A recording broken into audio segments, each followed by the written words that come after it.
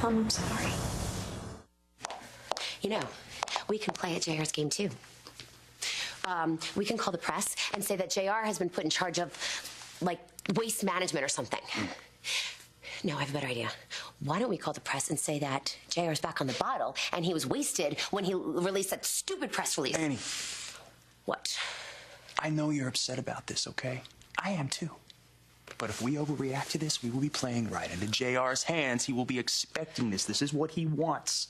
Okay, what are we supposed to do, Scott? Are we supposed to just roll over, let him get away with this? No. I can't move to Europe. Emma is happy here. She is settled. I am not going to do something that is going to upset her. Nobody is moving anywhere. You know what we do? We wait this out. Because in a few days, nobody's going to even remember this press release. Yeah, until JR has another press release. And we'll be ready that time. You're right. I know. I just feel so stupid for believing JR when he told us he wanted to just get along. I know. And you will never make that mistake again.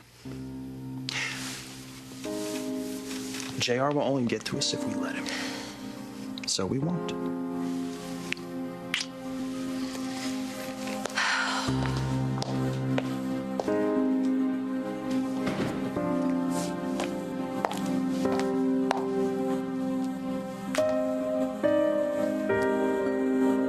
As I explained to you on the phone, Mr. Chandler, this is not an isolated incident. Your son has been acting out frequently.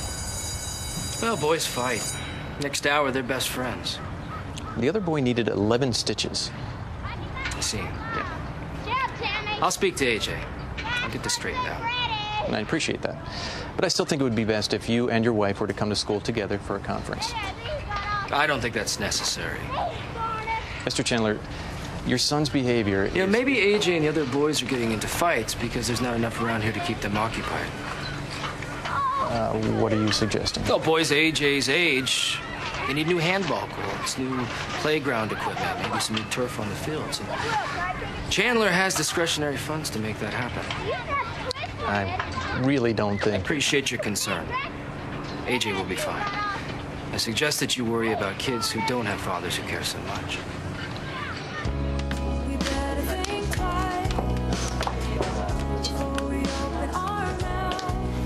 Hi. I'm Annie Chandler. You remember I know who you are. Sit down.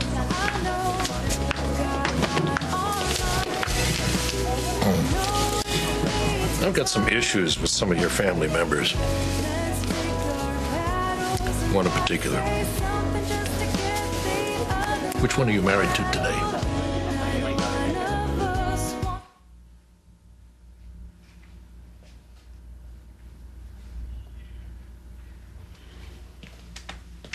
Really? Hi. Hi. How you doing? I've been better. Yeah. I understand. I mean, I know things are complicated between you and David, to say the least. And, you know, with Ryan getting accused, it's kind of tough. I'm managing. It's kind of funny, isn't it? Him not being able to remember anything. Right now, I'd like to forget, too. Just out of curiosity, what do you think happened that night? Honestly, I don't know. And actually, I really have to go. Sure, okay. Well, listen, if you need anything, you know, if you think of anything, I'm around.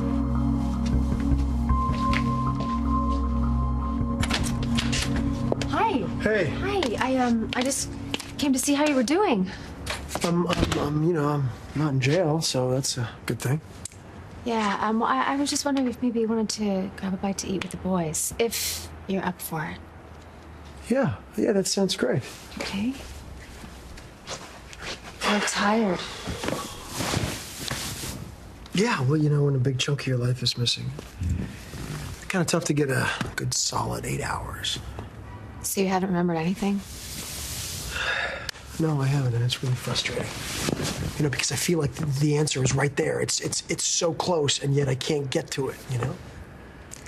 I know this year must have been hell for you, Ryan. I mean, Greenlee only suffered towards the end of her marriage with David. But you knew the pain that was coming from the second he put that ring on her finger. The pain that was coming for her, I mean, it was a lot harder for her. Yeah, maybe, but I mean, you suffered a lot. It was stressful for you, and all that stress could easily cause someone to, you know. To what? Snap. It would be completely understandable. Kendall, are you trying to ask me something?